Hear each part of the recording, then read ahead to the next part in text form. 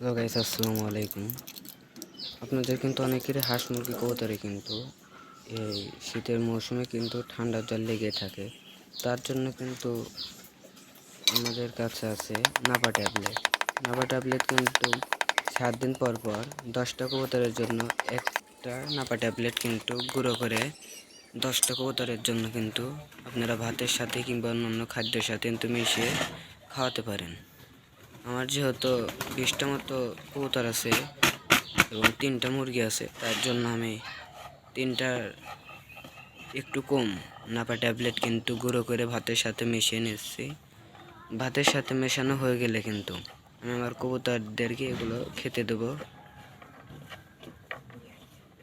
ভাতের সাথে ভালো করে মিশিয়েছি, তো এখন আমি দিয়ে দিলাম আমার কবুতরদেরকে কিন্তু দেওয়ার সাথে সাথে কিন্তু তারা উড়ে কিন্তু নামতেছে খাওয়ার জন্য। আমি আমার কবুতরকে প্রায় সপ্তাহে খাওয়াই, সে কারণে তাদেরকে খাওয়ানোর সময় কোনো রকমের সমস্যা হয় না। তাদেরকে দেওয়ার সাথে সাথে তারা খেয়ে ফেলে। এই রকম করে যদি আপনারা 7 দিন পর পর 10টা কবুতরের জন্য একটি নাপা ট্যাবলেট যদি খাওয়ান, তাহলে ইনশাল্লাহ আপনার কবুতরের ঠান্ডাজনিত রোগ এবং জ্বর আসবে না। আজকে ভিডিও পর্যন্ত। আসসালামু আলাইকুম।